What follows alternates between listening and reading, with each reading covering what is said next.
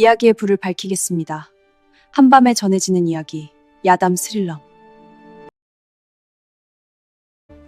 어이, 점년에 자네 어제 새벽에 박영감이 우물가에 서성이는 거 못 봤나? 아니요, 못 봤어요. 왜 그러시는데요? 이상해서 말이야. 내 똑똑히 봤지. 품속에서 뭘 꺼내서 우물에 탈탈 털어넣더라고. 그러고 나서 오늘 우리 집 누렁이가 시름시름 앓다가 죽었어. 이거 예산일이 아니야. 칠복이 점례의 귓가에 낮게 깔아 던진 이 한마디는 평화롭던 마을의 숨통을 조이는 서막이었다. 칠복의 목소리는 갈라진 흙바닥을 긁는 소리처럼 거칠었다. 점례는 이고 있던 물동이를 떨어뜨릴 뻔하며 주위를 살폈다. 그의 눈은 충혈되어 있었고 비열한 확신이 서려 있었다.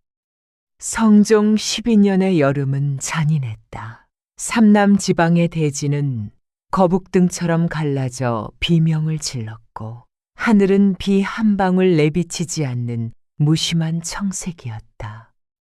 마을에 젖줄이던 개울이 마른 지 석 달째 사람들의 인심도 바닥난 물길처럼 거칠게 말라붙었다.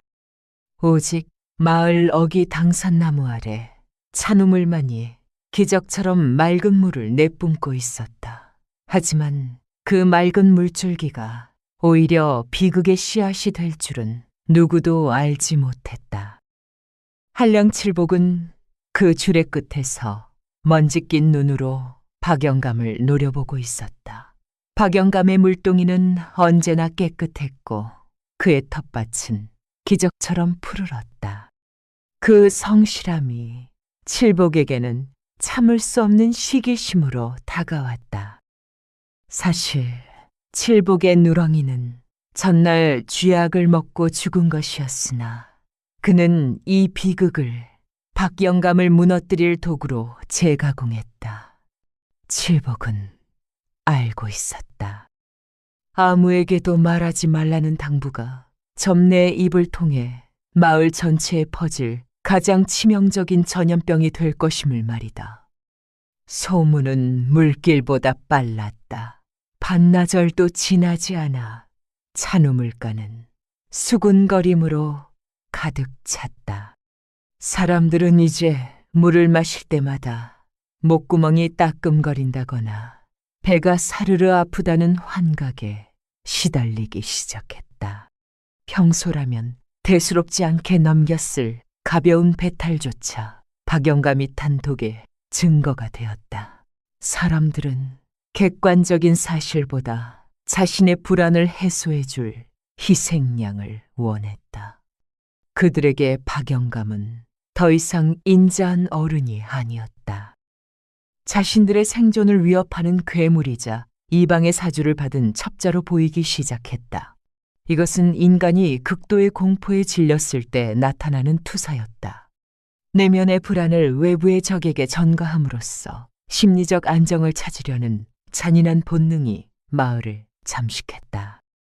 다음 날 아침 우물가에 나타난 박영감에게 쏟아진 것은 차가운 침묵과 살기 어린 시선이었다. 박영감은 당황한 듯 물동이를 내려놓았지만 평소 그를 형님이라 부르던 이 서방조차 그의 시선을 피했다. 마을 장정 석구가 앞을 가로막으며 박영감의 품을 뒤지려 들었다. 박영감은 억울함을 호소하며 우물물을 두 바가지나 영거푸 들이켰다. 하지만 군중의 눈에 그것은 결백의 증명이 아니라 미리 해독제를 먹고 버리는 교활한 기만극일 뿐이었다. 한 번 박힌 의심의 뿌리는 진실이라는 햇볕을 받을수록 오히려 더 깊고 어둡게 자라났다. 그날 밤부터 마을은 거대한 정신병동으로 변했다. 누구도 잠을 자지 않았고 누구도 이웃을 믿지 않았다. 밤마다 횃불을 든 장정들이 우물을 둘러싸고 파수를 섰다. 그들은 극심한 피로와 갈증 속에서 환각을 보기 시작했다. 칠복은 상황이 예상보다 험악해지자 겁이 났다. 하지만 이제 와서 멈출 수는 없었다. 그는 살기 위해 더 큰 자극을 던졌다. 박영감뿐이겠어? 평소 그 집 들락날락하던 김서방도 한패임이 분명해. 이 한마디에 마을은 완전히 분열되었다. 이제 의심은 박영감을 넘어 옆집 이웃으로 어제의 동무에게로 번져나갔다. 담장 너머로 오가던 웃음소리는 저주와 비명으로 바뀌었다. 사람들은 서로의 눈빛만 보고도 독쟁이라 확신하며 멱살을 잡았다. 밤 공기는 불신이 내뿜는 서늘한 도끼로 가득 찼고 작은 발자국 소리에도 사람들은 낫과 곡괭이를 움켜쥐었다. 광기는 이미 우물을 넘어 인간의 영혼까지 전염시키고 있었다. 박영감은 이미 헛간에 갇혀 매질을 당하고 있었지만 사람들의 갈증은 해소되지 않았다.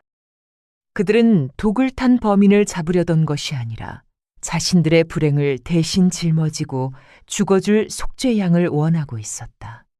광기는 마침내 임계점에 도달했다. 닷새째 되던 날 새벽, 우물가에는 피비린내 나는 살기가 자욱하게 깔렸다. 헛간에 갇힌 할아버지를 걱정하며 밤새 잠 못 이루던 박영감의 어린 손자가 타는 듯한 갈증을 견디지 못하고 우물가로 기어나왔다. 아이는 그저 물 한 모금이 간절했다. 하지만 우물을 지키던 장정의 눈에는 그것이 사람이 아니었다. 며칠간 잠을 자지 못해 핏발선 그의 눈에는 어둠 속에서 움직이는 모든 것이 마을을 멸망시키려 온 독술사로 보였다. 거기 누구냐? 독을 타러 온 놈이다. 고함과 함께 묵직한 몽둥이가 허공을 갈랐다. 퍽 하고 무언가 으스러지는 소리와 함께 아이의 비명이 고요한 새벽을 찢었다. 그 소리는 마치 학살을 시작하라는 신호탄 같았다. 사람들이 횃불을 들고 쏟아져 나왔다. 사람들은 이제 누구인지 확인조차 하지 않았다. 그 소리는 단지 나와 다른 편이라는 이유만으로 서로에게 낫과 곡괭이를 휘둘렀다. 박영감은 불붙은 헛간 문을 부수고 나와 손자를 안고 울부짖었다. 이놈들아! 이 어린 것이 무슨 죄가 있다고! 하지만 광기에 찬 군중에게 그 울음소리는 주술처럼 들릴 뿐이었다. 독쟁이 노인네가 본색을 드러냈다! 다 죽여! 노인네가 본색을 드러냈다. 다 죽여라. 군중은 박영감을 짓밟았다. 날이 밝았을 때 우물가는 처참한 시신들과 고인 핏물로 낭자했다. 독 때문에 죽을까봐 두려워하던 이들은 서로의 손에 의해 가장 잔혹한 죽음을 맞이했다. 한나절이 지나고 나서야 소문을 들은 고을 사또가 관군을 이끌고 마을에 들이닥쳤다. 참상을 목격한 사또는 경악을 금치 못했다. 마을은 이미 폐허나 다름없었고 살아남은 이들은 넋이 나간 채 우물가에 앉아 있었다. 사또는 즉시 관아의 의원을 불러 우물물을 검사하게 했다. 의원이 은비녀를 우물 깊숙이 담갔다 꺼냈을 때 은비녀는 그 어느 때보다 맑고 영롱한 빛을 내뿜고 있었다. 의원은 물을 떠서 가져온 짐승에게 먹였다. 시간이 흘렀지만 짐승은 죽기는커녕 생생하게 우물가 주변을 돌아다녔다. 사또, 물에는 티끌만큼의 독도 없습니다. 아주 맑고 깨끗한 물입니다. 의원의 목소리가 우물가에 울려 퍼지는 순간 사람들은 돌처럼 굳어버렸다. 독이 없었다. 단 한 방울의 독도 없었다. 그렇다면 자신들이 죽인 박영감은 무엇이며 매질했던 이웃들은 무엇이란 말인가? 공포가 거친 자리에는 지독한 허무와 죄책감이 해일처럼 밀려왔다. 사또는 처절한 죽음 끝에 처음 소문을 퍼뜨린 칠복을 잡아 세웠다. 칠복은 바닥에 머리를 떼푸며 실토했다. 그저 박영감의 밭이 부러워서 겁을 좀 주려고 했을 뿐입니다. 정말로 독을 타는 걸 본 적은 없습니다. 사또는 준엄한 판결을 내렸다. 칠복은 마을 사람들을 현혹하여 사륙을 일으킨 죄로 혀를 뽑는 형벌을 받은 뒤 변방으로 유배되었다. 하지만 진정한 형벌은 귀양길에서 시작되었다. 그는 매일 밤 꿈속에서 피 흘리는 박영감과 그의 손자를 보았다. 환청과 환각에 시달리던 칠복은 결국 스스로 자신의 귀를 찔렀고 유배지에서 미쳐버린 채 비참한 죽음을 맞이했다. 하늘이 내린 사필 귀정이었다.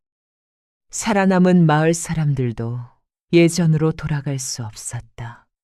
가뭄이 끝나고 단비가 내렸으나 찬우물가에는 더 이상 웃음소리가 들리지 않았다. 사람들은 우물을 볼 때마다 그날 새벽의 비명과 핏물을 떠올려야 했다. 결국 마을 사람들은 합심하여 그 우물을 메워버렸다. 생명줄이었던 우물은 이제 마을의 가장 큰 수치가 되어 땅속 깊이 묻혔다. 가장 맑아야 할 우물이 인간의 추악한 심리로 인해 가장 더러운 곳이 되었던 그해 여름, 사람들은 마침내 깨달았다. 우물에 독을 탄 것은 박영감이 아니라 자신들의 마음속에 필리를 틀고 있던 불안과 시기였다는 것을 말이다. 칠복의 거짓말은 그저 그 불씨에 기름을 부었을 뿐이었다. 오늘날까지도 그 마을 터에는 이끼 낀 돌무더기만이 남아 전해진다.